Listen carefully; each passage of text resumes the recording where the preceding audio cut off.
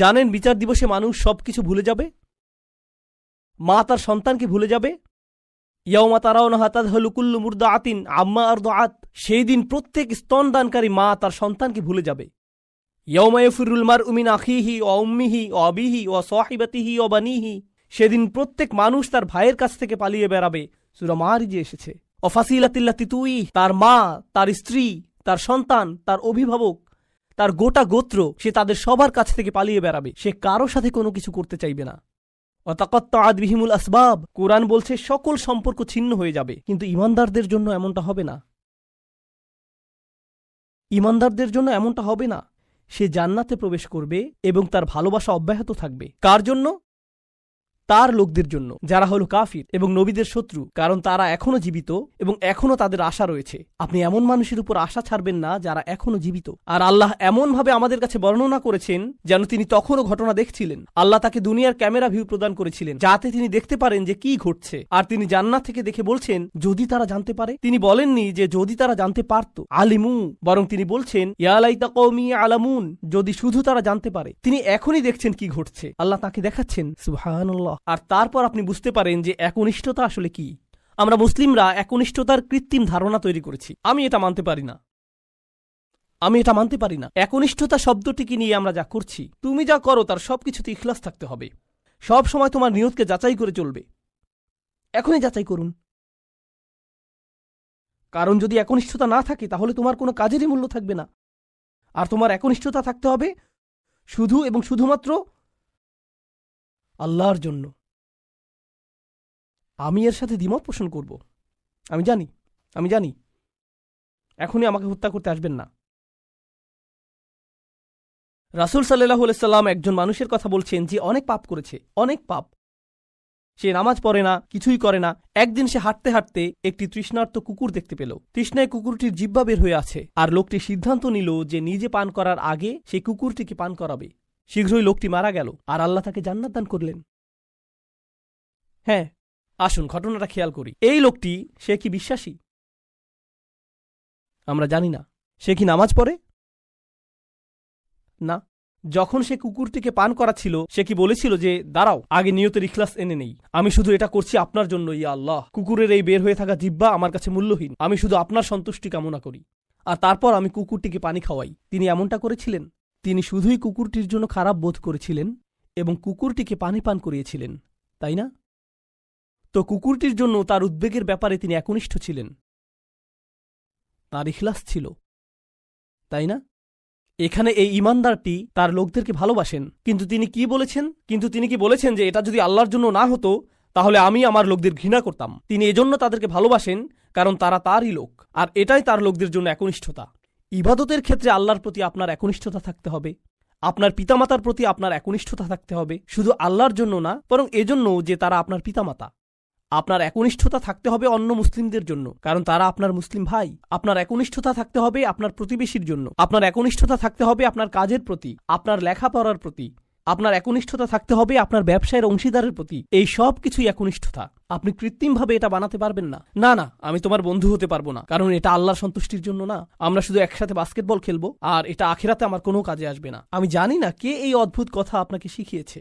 যখন আপনি আপনার নিয়ত যাচাই করছেন বাস্কেটবল খেলায় বল ছোড়ার আগে, কারণ এতে কোনো ইখলাস নেই, এটা এইভাবে কাজ করে না।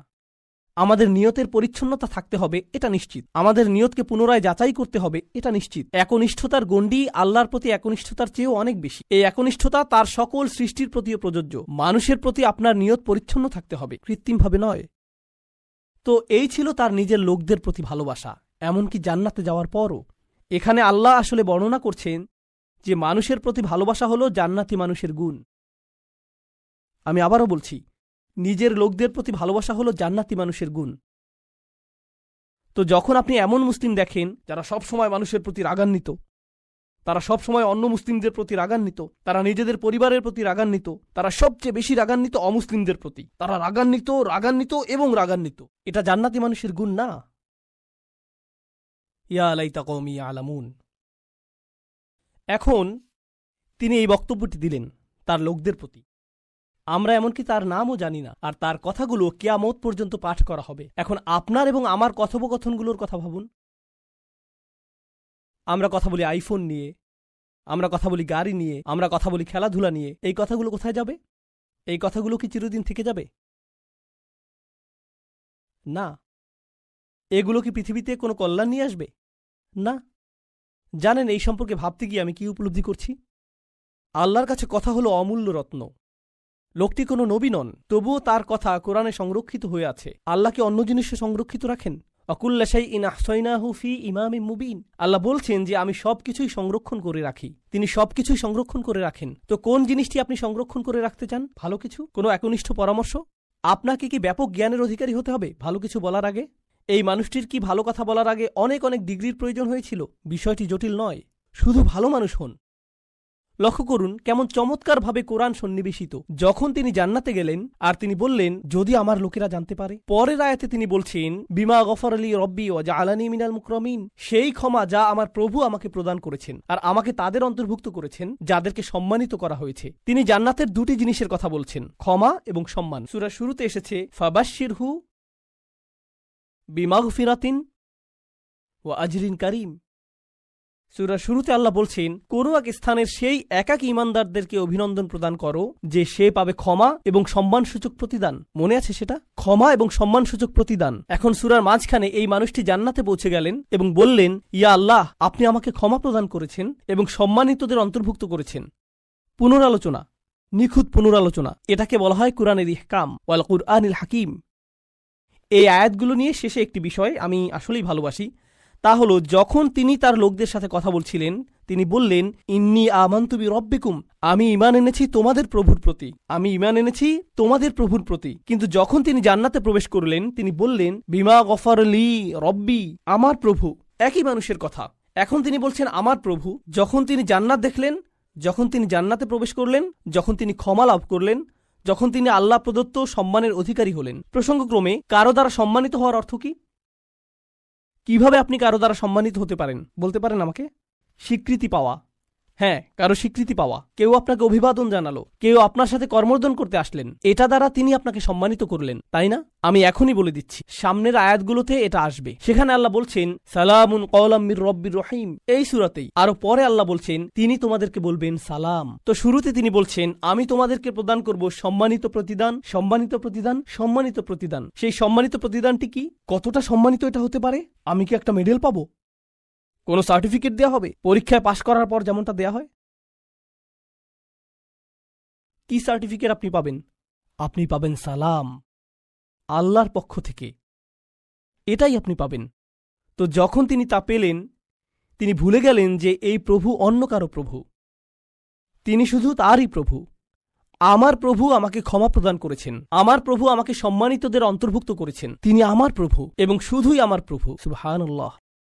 আল্লাহর সাথে আমাদের সম্পর্কগুলোর অন্যতম একটি মৌলিক সম্পর্ক হলো তার নিকট দোয়া করা। তার সাহায্যের কাঙ্গাল আমরা। আমাদের ধর্মীয় ক্ষেত্রে তার সাহায্য দরকার, হেদায়েত পাওয়ার ক্ষেত্রে তার সাহায্য দরকার, সত্য পথের উপর টিকে থাকার জন্য, অসৎ পথ থেকে দূরে থাকার জন্য, তার ক্ষমা পাওয়ার জন্য আমাদের তার সাহায্য দরকার, তার সহায়তা দরকার আধ্যাত্মিক ক্ষেত্রে আমাদের ঈমানের জন্য। এছাড়াও জীবন পরিচালনার সকল ক্ষেত্রে আমরা তার সাহায্যের মুখাপেক্ষী। আমাদের পারিবারিক বিষয়ে তার সাহায্য দরকার, অর্থনৈতিক ক্ষেত্রে তার সাহায্য প্রয়োজন আমাদের। আপনাদের মাঝে অনেকেই এমন আছেন যারা ভয়ঙ্কর অর্থনৈতিক সমস্যায় নিমজ্জিত। কেউ আপনার সমস্যার কথা বুঝে না, একমাত্র আল্লাহ এবং আপনি ছাড়া আর কেউ বুঝে না। আপনি আপনার সমস্যার কথা কাউকে বোঝাতে ব্যর্থ হয়েছেন, তারা বুঝে না। একমাত্র আল্লাহ ছাড়া আর কেউ জানে না আপনি কি মুসিবতে জীবন অতিবাহিত করছেন। আমাদের সকলেরই কোনো না কোনো সমস্যা রয়েছে। আল্লাহ নিজেই দুনিয়ার জীবনের এই বাস্তবতার কথা কোরআনে উল্লেখ করেছেন। তিনি বলেন লাকাদ খলাকনাল ইনসানা ফি কাবাদ, নিশ্চয়ই আমি মানুষকে শ্রম নির্ভর রূপে সৃষ্টি করেছি। হয় আপনি মানসিকভাবে পরিশ্রান্ত, না হয় ইমোশনালি আপনি ক্লান্ত। অতিরিক্ত কাজের চাপে আপনি পরিশ্রান্ত, শারীরিকভাবে আপনি ক্লান্ত, স্বাস্থ্যগত দিক দিয়ে আপনি পরিশ্রান্ত, বয়সের ভারে আপনি ক্লান্ত। আপনার সমস্যা থেকে বের হয়ে আসার জন্য অনেক সমাধান খুঁজছেন, কিন্তু কিছুই কাজ করছে না। এভাবে আপনার সৃজনশীলতাও একসময় নষ্ট হয়ে যায়। আমরা সবসময় পরিশ্রান্ত জীবনযাপন করছি, আমরা প্রতিনিয়ত কোনো না কোনো সমস্যায় জর্জরিত। এই সমস্যাগুলো আমাদের চিন্তাশক্তির বেশিরভাগ অংশ দখল করে রাখে। অনেক সময় ইতিবাচক চিন্তা করার জন্য নিজের উপর জোর খাটাতে হয়, কারণ আপনি যদি জোর করে ইতিবাচক চিন্তা না করেন তাহলে নেতিবাচক চিন্তাগুলো সবসময় এসে আপনার মাথায় জড়ো হয়ে থাকে।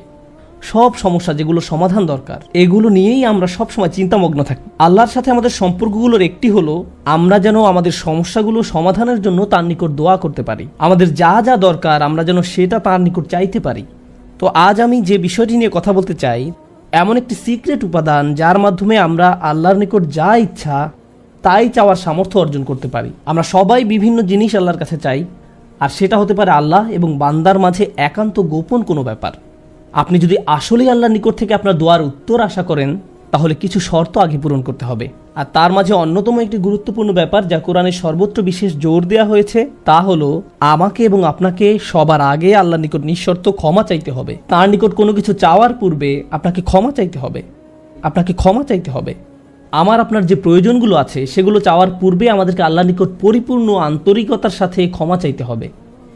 এটা শোনার পর আপনি হয়তো জিজ্ঞেস করতে পারেন ক্ষমা চাওয়ার জন্য কোন দোয়া পড়তে হবে বা ক্ষমা চাওয়ার জন্য শ্রেষ্ঠ দোয়া কোনটি। মানুষ বিভিন্ন অকেশনে বিভিন্ন রকমের দোয়া পড়ে। যেমন কোনো সন্তান সম্ভবা মা এসে জিজ্ঞেস করে কিছুদিনের মধ্যে আমার বাচ্চা হবে, এখন আমার বাচ্চার জন্য কোন দোয়াটি আমি পড়তে পারি। অথবা কেউ একজন এসে বলতে পারে যে আমি চাকরির ইন্টারভিউ দিতে যাচ্ছি, কোন দোয়াটি আমি এখন পড়তে পারি, আমাকে বিশেষ বিশেষ সময় উপলক্ষে বিশেষ বিশেষ দোয়া প্রদান করুন। আমি আপনাদের বলছি বিশেষ সময়ের ওই দোয়াগুলো অবশ্যই গুরুত্বপূর্ণ, কারণ সেগুলো পবিত্র এবং আল্লাহর কাছ থেকে অবতীর্ণ। কিন্তু সকল সমস্যার ক্ষেত্রে কমন দোয়া হলো যে একটি দোয়া আপনার সকল সমস্যা দূর করবে, তা হলো সত্যিকার অর্থে আল্লাহর নিকট ক্ষমা প্রার্থনা করা। নূহ আলাইহিস সালাম তার জাতিকে আল্লাহর নিকট ডেকেছিলেন 900 বছরেরও বেশি সময় ধরে। তিনি তাদের নিকট অবিরাম দাওয়াত দিয়ে গেছেন। তার নবুয়তি জিন্দেগির শেষ দিকে এসে তিনি পেছনে ফিরে দেখেন এবং তিনি তাদের নিকট যে বার্তাটি দিতে চেয়েছিলেন তার একটা সারাংশ দাঁড় করিয়েছেন। তিনি তাদের উদ্দেশ্যে শুধু একবার বা দুইবার কথা বলেননি। লাইলান ওয়া নাহারা দাউতু কওমি লাইলান ওয়া নাহারা, তিনি বলেন হে আমার পালনকর্তা, আমি আমার সম্প্রদায়কে দিবারাত্রি দাওয়াত দিয়েছি। তিনি রাতেও কোনো বিরতি নেননি। কোরআনের একটি সূরা তার নামে নামকরণ করা হয়েছে, সূরাতুন নূহ। সেখানে এই গোটা সময় ধরে যে তার সম্প্রদায়কে তিনি দাওয়াত দিয়ে গেছেন তার একটা সারমর্ম তুলে ধরা হয়েছে। আমি তোমাদের কাছ থেকে কি আশা করেছিলাম? কুল্লামা দাআউতু লিতাগফিরা লাহুম। আর এই গোটা সময় ধরে আমি তাদেরকে এই ধর্মের দিকে আহ্বান করেছি যেন আপনি তাদেরকে ক্ষমা করেন ইয়া রব, যেন আপনি তাদেরকে ক্ষমা করেন ইয়া রব। আমি ঠিক এই কথাগুলো তাদের বারবার বলেছি, বারবার বলেছি। ফাকুলতু ইস্তিগফারু রাব্বাকুম, অতবার বলেছি তোমরা তোমাদের পালনকর্তার ক্ষমা প্রার্থনা করো। ইন্নাহু কানা গফফারা, নিশ্চয়ই আল্লাহ হলেন এমন সত্তা যিনি বারবার ক্ষমা করতে থাকেন, বারবার ক্ষমা করতে থাকেন। এরপর তিনি যা বলছেন তা খুবই অসাধারণ। আমি চাই আপনারা এই বিষয়টা উপলব্ধি করুন যে তিনি কোন ধরনের মানুষগুলোর উদ্দেশ্যে কথা বলছিলেন। তিনি ইতিহাসের অন্যতম খারাপ একটা সম্প্রদায়ের উদ্দেশ্যে কথা বলছিলেন। নূহ আলাইহিস সালামের সম্প্রদায়কে পৃথিবীর অন্যতম চরম অবাধ্য জাতিগুলোর একটি হিসাবে বর্ণনা করা হয়েছে। সূরাতুজ জারিয়াতে আল্লাহ বিভিন্ন জাতি সম্পর্কে বর্ণনা করেছেন যারা আল্লাহর বিরুদ্ধে, তাদের নিকট প্রেরিত রাসূলদের বিরুদ্ধে বিদ্রোহ ঘোষণা করেছিল, ফলে তাদের ধ্বংস করে দেয়া হয়েছিল। সূরা আন-নাজমে যখন নূহ আলাইহিস সালামের জাতির কথা আসলো তিনি বললেন ওয়া কওমু নূহিম মিন ক্বাবলু ইন্নাহুম কানু হুম আযলামু ওয়া আতগা, আর পূর্বে নূহের কওমকেও, নিশ্চয়ই তারা ছিল অতিশয় জালিম এবং চরম অবাধ্য। বিষয়টা যৌক্তিক মনে হয়। অন্য সকল নবীর মতো শুধু এক প্রজন্মের জন্য তাদের নবী ছিলেন না, প্রতি শতাব্দীতে ৩-৪ প্রজন্ম মানুষের জন্য শতাব্দীর পর শতাব্দী ধরে তাদের একজন নবী ছিল। প্রতি ২০ বছর পর পর নতুন নতুন প্রজন্মের আবির্ভাব ঘটে, আর নূহ আলাইহিস সালাম এটা দেখেছিলেন শতাব্দীর পর শতাব্দী ধরে। প্রতি ২০ বছর পর পর নতুন নতুন প্রজন্মের আবির্ভাব ঘটে। তিনি ৪০ থেকে ৫০ প্রজন্মের মানুষদের দেখেছিলেন, আর তারা সবাই তাকে প্রত্যাখ্যান করেছিল। আর তিনি সকল প্রজন্মকে একই দাওয়াত দিয়ে যাচ্ছিলেন। একটি উদ্দেশ্যকে সামনে রেখে আমি এই বিষয়টির উপর আলোকপাত করছি। তিনি চরম অবাধ্য এক জাতির উদ্দেশ্যে কথা বলছিলেন। তাদের নিকট তিনি কি প্রস্তাব তুলে ধরেন? কি প্রস্তাব তুলে ধরেন? তিনি বলেন ইস্তিগফারু রাব্বাকুম, তোমাদের রবের ক্ষমা প্রার্থনা করো। ইন্নাহু কানা গফফারা, তোমরা বারবার আল্লাহর অবাধ্যতা করছিলে, তিনি বারবার ক্ষমা করতে থাকেন। তোমরা বারবার আল্লাহর অবাধ্যতা করছিলে, আল্লাহ বারবার ক্ষমা করতে থাকেন। কিন্তু তার প্রস্তাব এখানেই থেমে থাকেনি। তিনি বলেন ইউরসিলুস সামাআ আলাইকুম মিদরারা। এখানে ইউরসিলু হলো জওয়াবে আমর। এর মানে হলো যদি তোমরা তার নিকট ক্ষমা প্রার্থনা করো তাহলে আল্লাহ তোমাদের জন্য আসমানের দরজা খুলে দিবেন, আর এটা তোমাদের উপর অজস্র ধারায় করুণা বর্ষণ করবে। এর দ্বারা বৃষ্টিও বোঝানো হতে পারে, কিন্তু পরিহাসের বিষয় হলো এখানে বৃষ্টি দ্বারা বন্যা ইঙ্গিত করা হয়নি, যদিও সব শেষে বন্যা কবলিত হয়েছিল নূহ আলাইহিস সালামের জাতি। এই আয়াতে আল্লাহ ভিন্ন ধরনের বৃষ্টির কথা বলেছেন। যদি তারা ক্ষমা প্রার্থনা করত, যে বৃষ্টি তাদের ধ্বংস করে দিয়েছিল সেই বৃষ্টি হতে পারত তাদের জন্য জীবন আহরণকারী।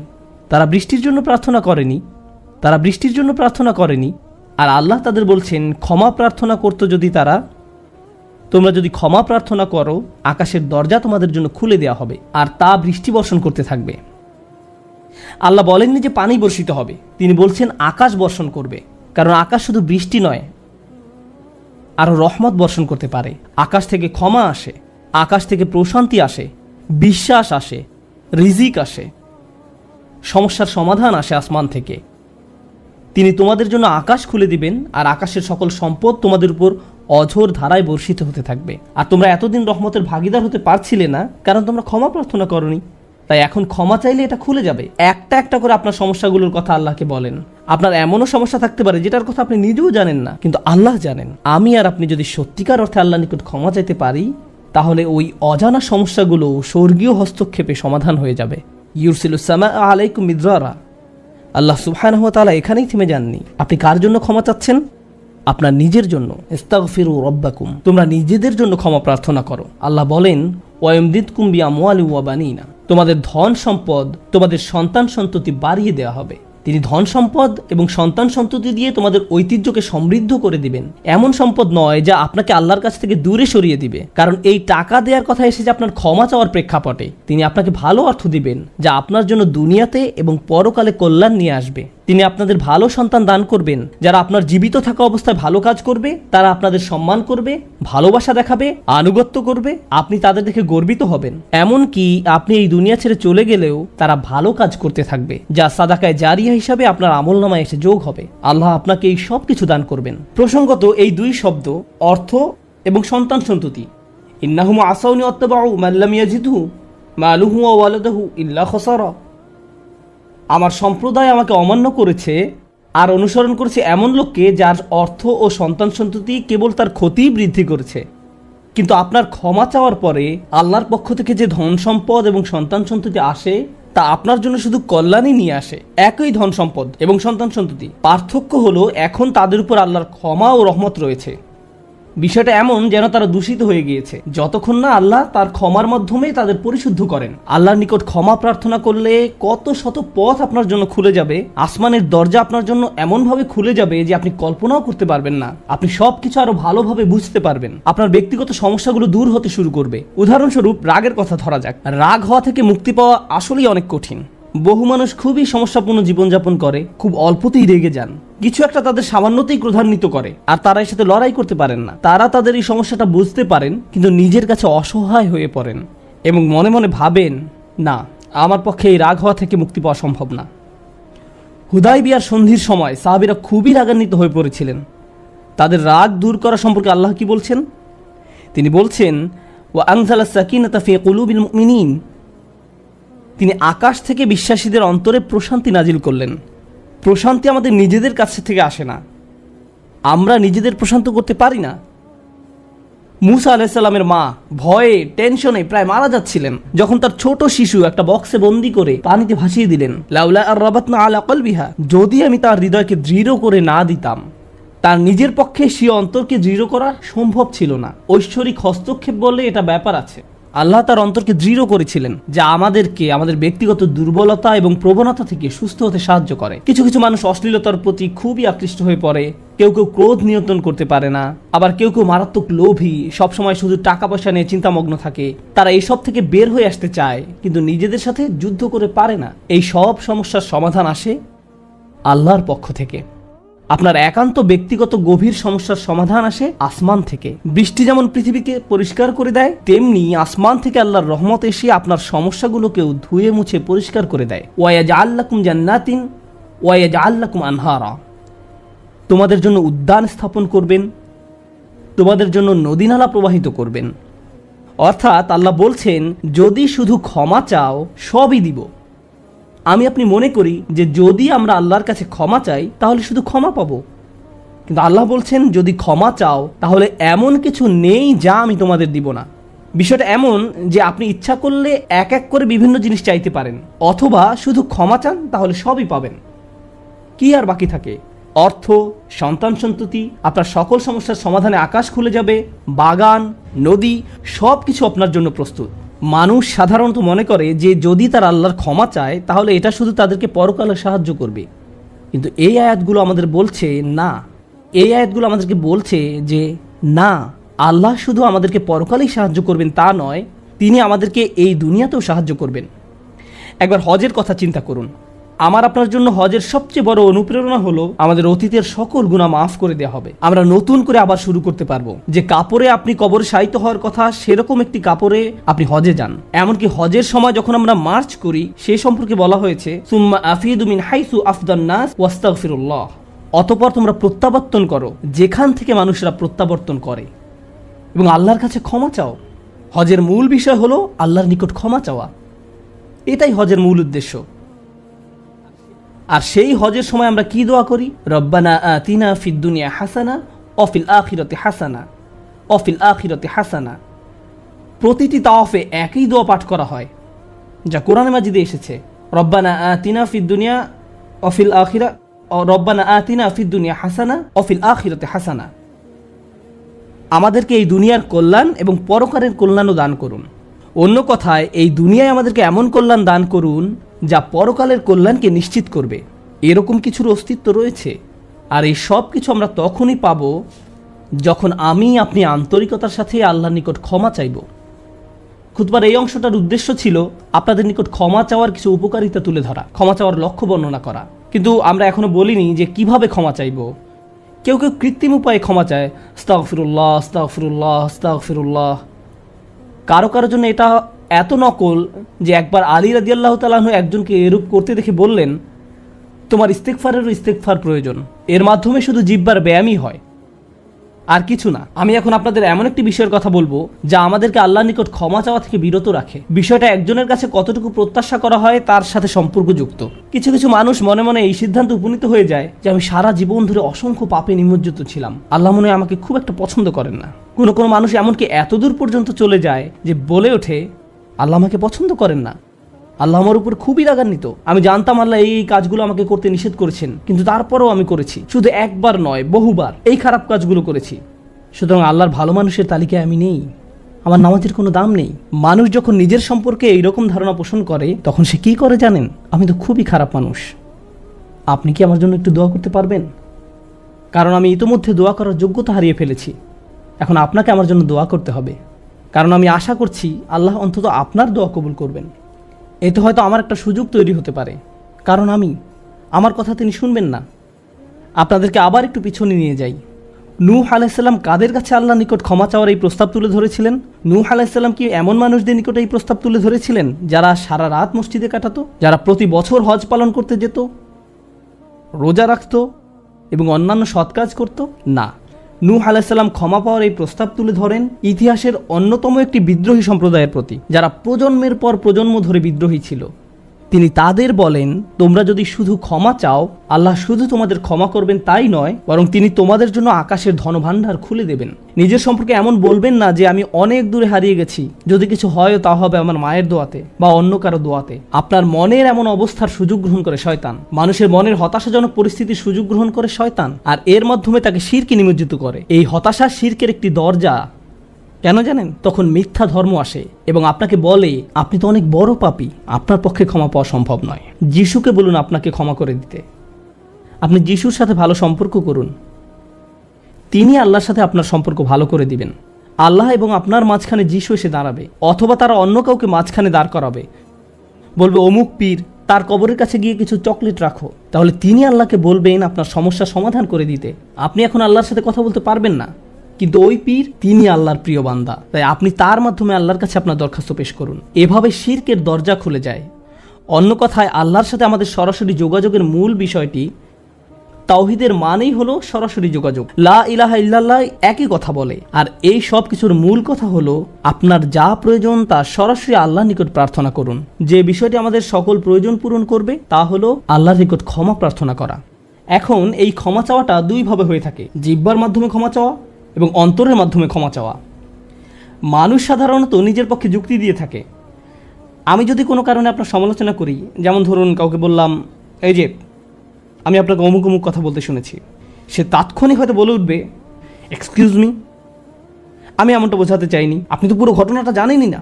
আপনি সাথে সাথে নিজের পক্ষে যুক্তি দিতে শুরু করেন, আত্মরক্ষামূলক হয়ে ওঠেন। বালিল ইনসানু আলা নাফসিহি বাসীরা ওয়ালাউ আলকা মাআযিরা। মানুষ নিজের সম্পর্কে সুধারণা পোষণ করে, তারা প্রচুর অজুহাত দেখায়। আপনি যদি আসলেই আল্লাহর ক্ষমা চান, আপনাকে নিরিবিলি একটা সময় খুঁজে পেতে হবে। যদি আরবিতে দোয়া করতে না পারেন, কোনো সমস্যা নেই। আপনি শুধু পাঞ্জাবি, বাংলা, বাহাসা বা উর্দু জানেন, কোনো ব্যাপার না। আপনি আপনার নিজস্ব ভাষাতেই আল্লাহর সাথে কথা বলুন। আন্তরিকতার সাথে আপনার অপরাধগুলো স্বীকার করুন, কোনো অজুহাত দেখাবেন না। এরকমটা করতে পারা আসলেই কঠিন, কারণ আয়নার সামনে দাঁড়িয়েও আমরা নিজের সাথে মিথ্যে কথা বলি, নিজেকে এভাবে প্রবোধ দেই, আমি আসলে অত খারাপ না, আমি যা যা করেছি তার কারণ আছে। যখন আপনি আল্লাহর সামনে দাঁড়াবেন, নিজের কাজের বৈধতা দেওয়ার কথা ভুলে যান। আল্লাহ জানেন আপনি কি অবস্থার মধ্যে দিয়ে যাচ্ছেন। তিনি জানেন এটা কঠিন সময় ছিল। তিনি জানেন অমুক অমুক বিষয় আপনাকে সম্পূর্ণ গ্রাস করে ফেলেছিল। ইয়া রব, আমি অনেক চাপের মধ্যে ছিলাম, তাই মদ খেয়েছি। তিনি আপনার সবগুলো অজুহাত সম্পর্কে আপনার চেয়ে ভালোভাবে জানেন। আপনাকে অকপটে তার নিকট আসতে হবে, ফিল্টার ছাড়া, কোনো দ্বিধাদ্বন্দ্ব ছাড়া, নির্দ্বিধায়, কোনো রকমের বিব্রত বোধ করা ছাড়া। অনেক সময় আমরা নিজেদের পাপ স্বীকার করতে বিব্রত বোধ করি, একরাশ লজ্জা এসে আমাদের জড়িয়ে ধরে। কিন্তু যতক্ষণ না আপনি আল্লাহর নিকট অকপটে সকল পাপ স্বীকার করে নিচ্ছেন, আর এভাবে যখন নিজের উপর যে অন্যায়গুলো এতদিন ধরে করে এসছেন তা আপনি মুখ দিয়ে উচ্চারণ করতে শুরু করবেন, আমার বিশ্বাস করতে কষ্ট হয় যে সে সময় আপনার চোখ দিয়ে কোনো অশ্রু নির্গত হবে না। একজন মানুষের পক্ষে এটা অসম্ভব যে সে আল্লাহর সামনে এভাবে নিজেকে খোলাখুলি উপস্থাপন করবে আর তার চোখ দিয়ে কোনো অশ্রু বের হবে না, কারণ এটা দুর্বলতা প্রকাশের সময়। দুনিয়ার সামনে আমরা সাধারণত নিজেকে শক্তিশালী, আত্মবিশ্বাসী এবং দিব্যি সুস্থ হিসেবে উপস্থাপন করি। সবাই আমাদের দেখে মনে করে সবকিছু ঠিক আছে, কিন্তু ভেতরে ভেতরে যে আমি বহু সমস্যায় জর্জরিত তা একমাত্র আল্লাহ জানেন। আপনাকে সকল জড়তা কেটে তার নিকট সম্পূর্ণ খোলাখুলিভাবে নিজেকে উপস্থাপন করতে হবে, আর কেবল তখনই আপনি আল্লাহর নিকট ক্ষমা চাওয়ার অবস্থানে যেতে পারবেন। তারপর সিজদায় গিয়ে কাঁদতে থাকুন। তখন এটা শুধুমাত্র আস্তাগফিরুল্লাহ আস্তাগফিরুল্লাহ বলার মতো হবে না, এটা হয়ে উঠবে আল্লাহর সাথে একটি সত্যিকারের কথোপকথন, আল্লাহর নিকট সত্যিকার অর্থে পাপ স্বীকার। এটা খুবই শক্তিশালী একটা অনুশীলন, চেষ্টা করে দেখুন। আপনাকে একটা নিরিবিলি সময় খুঁজে পেতে হবে। নিশ্চিত করুন যে কেউ আপনার কথা শুনছে না। আপনার স্ত্রী বিছানায় শুয়ে আছে, এমত অবস্থায় মাঝরাতে ঘুম থেকে উঠে এভাবে দোয়া করতে পারবেন না, ইয়া আল্লাহ আমাকে ক্ষমা করে দিন, কারণ আপনার স্ত্রী তো আপনার দোয়া শুনতে পাচ্ছে। এভাবে করাটা নিষিদ্ধ নয়, কিন্তু একা একা দোয়া করা আপনার জন্য ভালো হবে। মোট কথা, নির্জন কোনো জায়গা খুঁজে বের করুন যেখানে আপনি একান্তে আল্লাহর সাথে কথা বলতে পারবেন।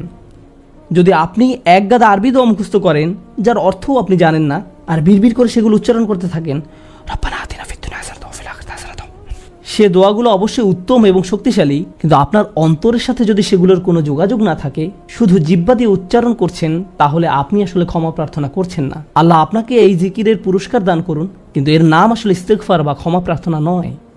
ইস্তিগফার অন্য কিছু। যখন আপনার চক্ষু খুলে অশ্রু নির্গত হতে শুরু করে, তখন আকাশের দরজা খুলে যায়, তখনই সেটা খুলবে। এই দুইটার মাঝে একটা কানেকশন আছে। সর্বশেষ যে বিষয়টি আমি আপনাদের সাথে শেয়ার করতে চাই তা হলো আল্লাহর উপর আশা ধরে রাখা। অনেকের জন্য এই বিষয়টা মেনে নেওয়া বেশ কঠিন যে আল্লাহ তার কথা শুনবেন, আমার দোয়া তার নিকট গুরুত্বহীন, আমি দোয়া করার কোনো অর্থ দেখি না। আপনাদের একটা কথা বলে রাখি, আল্লাহর নিকট থেকে আপনি সর্বশ্রেষ্ঠ যে উপহারটি পাবেন তা কি জানেন? ক্ষমা। এটাই সর্বশ্রেষ্ঠ উপহার। আপনি এটার মূল্য উপলব্ধি করুন আর নাই করুন, আর যা কিছু আল্লাহ আপনাকে দিবেন বলেছেন এর সবই অতিরিক্ত। আপনাদেরকে একটা উদাহরণ দেই। আমার অনেকগুলো সন্তান আছে। ধরুন আমার এক সন্তানের উপর আমি খুবই অসন্তুষ্ট, সে কোনো একটা অন্যায় করেছে, আমি খুবই রাগান্বিত হয়ে আছি, আমার বিশ্বাস করতে কষ্ট হয় যে তুমি এটা করেছো। এভাবে আমি তাকে কিছুটা বকাঝকা করলাম, তোমার এটা বলা উচিত হয়নি, তোমার এটা করা উচিত হয়নি। তারপরের দিন অন্য এক সময় আমার জন্য তার কিছু একটা করার কথা, যেমন আমার জন্য একটা কার্ড বানানোর কথা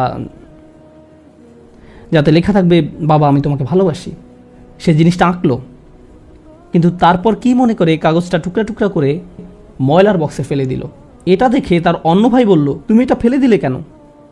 জবাবে সে বলল, বাবা আমার উপর খুবই রাগান্বিত, তিনি এটার প্রতি কোনো গুরুত্ব দিবেন বলে মনে হয় না। আমি যদি জানতাম যে সে বিষয়টাকে এভাবে দেখছে, তাহলে আমি কি করতাম? আমি কি এভাবে বলতাম যে হ্যাঁ ফেলে দাও? না, বরং আমি আবেগে কেঁদে ফেলতাম, কিভাবে তুমি ভাবতে পারলে যে আমি তোমাকে আর ভালোবাসি না? হ্যাঁ তুমি অন্যায় করেছো, তুমি ভুল করেছো, কিন্তু তুমি এখনো আমার সন্তান। তুমি 1000 বার ভুল করলেও আমি তোমাকে ভালোবাসবো। আমাকে ওই কার্ডটি দাও, আমি সেটা ফ্রেমে বাঁধিয়ে রাখবো, ময়লার বাক্স থেকে নিয়ে গ্লাসে আটকিয়ে রাখবো, সারা জীবন ধরে যত্ন করে রাখবো। কেন? কারণ আমি আমার সন্তানদের ভালোবাসি, তারা যতই ভুল করুক না কেন, এমনকি যদি তাদের আচরণ আমাকে রাগান্বিতও করে। এটা শুধু আমি এবং আমার সন্তানদের সম্পর্ক। কিন্তু আমি আমার আর সন্তানদের নিয়ে কথা বলছি না। এই উদাহরণের মাধ্যমে আমি কথা বলছি আমার এবং আল্লাহর সম্পর্ক নিয়ে। আমি ভুল করি, আল্লাহ এমনকি আমাকে বকাঝকাও করেন না। আমি ভুল করার কারণে তিনি আমার উপর বজ্রপাত করেননি, তিনি আমাকে জাহান্নামে নিক্ষেপ করেননি, তিনি আমার হার্টবিট বন্ধ করে দেননি। যখনই আমি মিথ্যে বলি, আমি বোবা হয়ে যাই না। প্রতিবার হারাম কিছু খেয়ে ফেলার কারণে আমার হাত অবশ হয়ে যায় না। হারাম কিছুর দিকে তাকানোর কারণে আমি অন্ধ হয়ে যাইনি।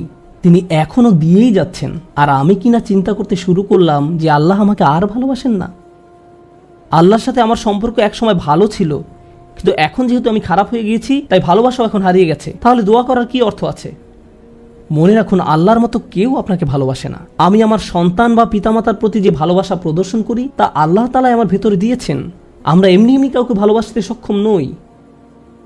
ভালোবাসা আল্লাহর পক্ষ থেকে একটি উপহার। যদি আল্লাহর দুইটি সৃষ্টির মাঝে ভালোবাসা এত দৃঢ় হয়, আমাদের পক্ষে কল্পনাও করা সম্ভব নয় যে আমাদের জন্য আল্লাহর ভালোবাসা কত প্রগাঢ়, যে আমাদের জন্য আল্লাহর ভালোবাসা কত গভীর। কেউ এর বিপরীত বললে তার কথায় কান দিবেন না। একমাত্র যে মনে করে আল্লাহ তাকে ঘৃণা করে, তার কোনো আর আশা নেই, সে হলো শয়তান। সে এটা বিশ্বাস করে।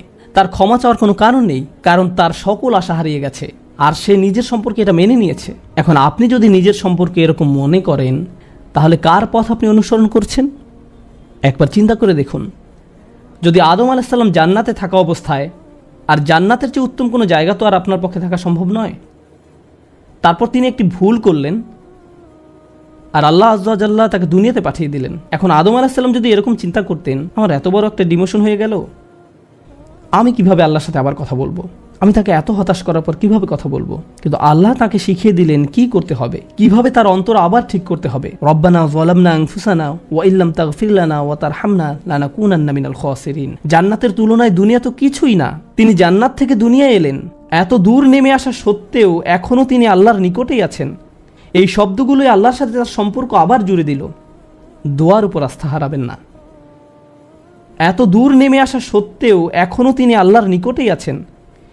আন্তরিকভাবে আল্লাহর কাছে কিভাবে দোয়া করবেন, তার প্রস্তুতি এখনই শুরু করুন। মনে রাখুন, আল্লাহ আপনাদের সবার দোয়া শুনবেন। উজিবু দাওয়াতাদ দাঈ ইযা দান। এই ঘোষণাটি রমজান মাসের। আমি আহ্বানকারীটাকে সাড়া দেই যখন সে আমাকে ডাকে। এটা আল্লাহর অঙ্গীকার। আর আমি আপনি 1 নম্বর যে দোয়াটি করব, তা হলো ক্ষমা চাওয়ার দোয়া। আল্লাহ আমাদেরকে এমন মানুষে পরিণত করুন যারা সত্যিকার অর্থে ক্ষমা চায়। আল্লাহ আমাদের অন্তরে তার নিকট ক্ষমা প্রার্থনা করার তীব্র ব্যাকুলতা তৈরি করে দিন। আল্লাহ আমাদের অন্তরকে এমন নরম করে দিন যেন আমাদের চোখ দিয়ে অশ্রু নেমে আসে। আমরা যারা তার নিকট ক্ষমা প্রার্থনা করি, আমাদের সবার জন্য আল্লাহ আযজা ওয়া জাল্লা তার রিজিকের দরজা খুলে দিন। সর্বশেষ একটা বিষয় মনে করিয়ে দিতে চাই যে আল্লাহ আযজা ওয়া জাল্লা অনেক পথভ্রষ্ট জাতিকে ধ্বংস করা থেকে বিরত থাকেন। কেন জানেন? কারণ সেখানে এমন মানুষ রয়েছে যারা আল্লাহর নিকট ক্ষমা চায়। শুধু তাদের মাঝে এমন কিছু মানুষ রয়েছে যারা এখনও আল্লাহর নিকট ক্ষমা প্রার্থনা করে। তাদের কারণেই আল্লাহ গোটা জাতিকে আর ধ্বংস করেন না। ইস্তেগফার করা মানুষে পরিণত হন। আল্লাহ আমাদের সবাইকে রক্ষা করুন।